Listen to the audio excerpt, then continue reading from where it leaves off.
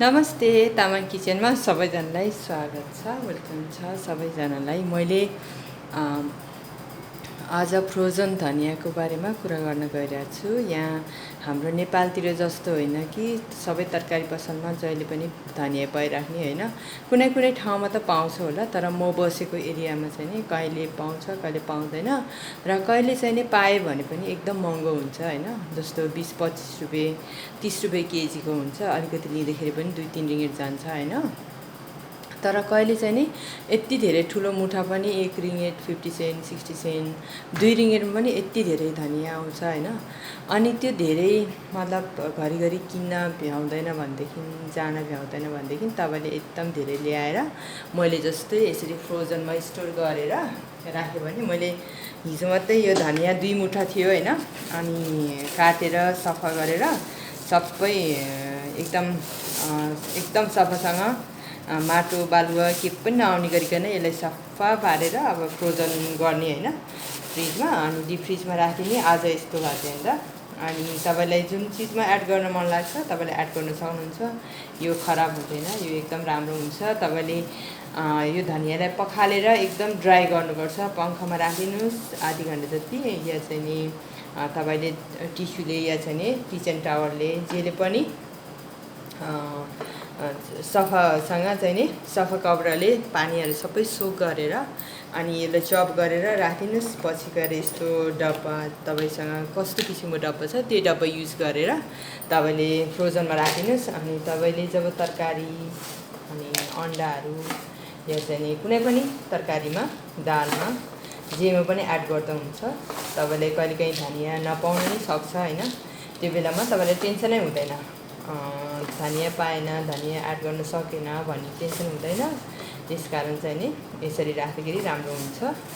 म चाहिँ यसरी राख्छौँ किनभने हामीलाई जहिले पनि फ्री टाइम त हुँदैन होइन, किन्न जानको लागि समय हुँदैन।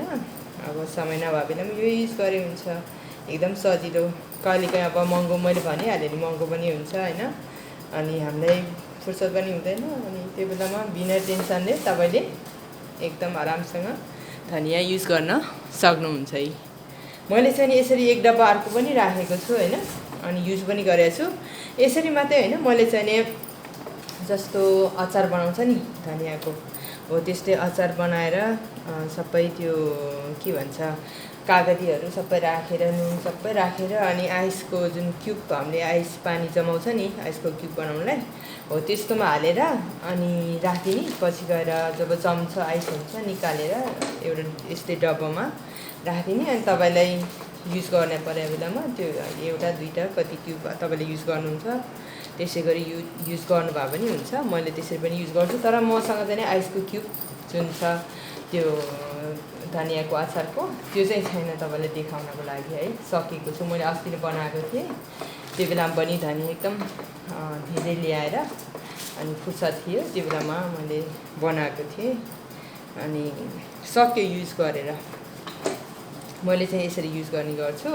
यदि फ्रेस पाउँछ भने अब फ्रेस सधैँ तपाईँलाई किन्न सजिलो हुन्छ भने तपाईँले त्यो फ्रेस युज गर्नुभयो भने हुन्छ, तपाईँलाई फुर्सद हुँदैन भने तपाईँले यसरी राख्यो, कुहिन नि कुहिँदैन है। मैले चाहिँ धनियाको ओभनमा ड्राई गरेर पनि राखेको छु है, कहिलेकाहीँ त्यो पनि युज गरिन्छु, कहिलेकाहीँ यो पनि युज गर्छ। तपाईँहरूलाई धनिया मनपर्छ कि पर्दैन, धनिया राखेको के तरकारी मनपर्छ कि दाल मनपर्छ कि कुनै अरू डिस मनपर्छ कि प्लिज कमेन्ट गरेर बताउनु होला प्लिज।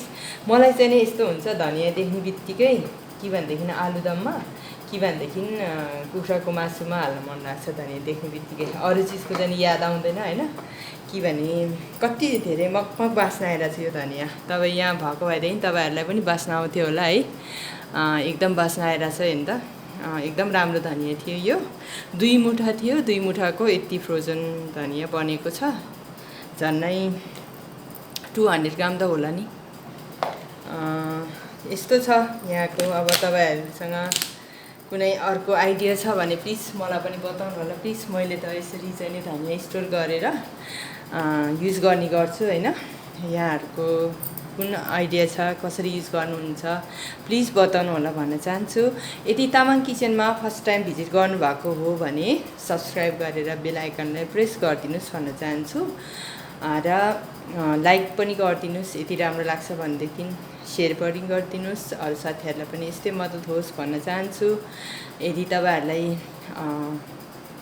अरू कुनै भिडियो हेर्न मन छ भने प्लिज कमेन्ट गर्नुहोला, म अपलोड गर्ने कोसिस गर्छु मलाई फुर्सद भए पनि। म त अब यस्तै हो, कहिलेकाहीँ फुर्सद भए बेलामा तामाङ किचनमा आउने गर्छु होइन, फुर्सद नभए बेलामा त अब कसरी आउनु। यहाँहरूलाई थाहा छ कि छैन, मोमो एट आम्बाङ सप ग्राब फुडमा एभाइलेबल छ हाम्रो।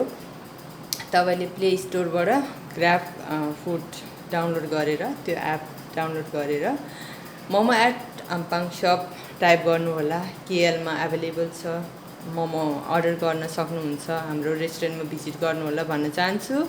र मोमोमा रहेको छ हामीसँग चिकन मोमो, भेज मोमो, पनिर मोमो, त्यसमा चाहिने भेराइटी तपाईँले चुज गर्न सक्नुहुन्छ। भेराइटी सबै एभाइलेबल छ। यहाँहरूले रेस्टुरेन्टमा पुगेपछि मात्रै थाहा हुन्छ कति भेराइटी छ भनेर, किनभने मैले धेरै कुरा गरेँ भने भिडियो लामो हुन्छ र तपाईँहरूले हेर्नुहुन्न धेरै लामो भिडियो, त्यसैले भनेको। र आजको लागि यति नै, बाई बाई।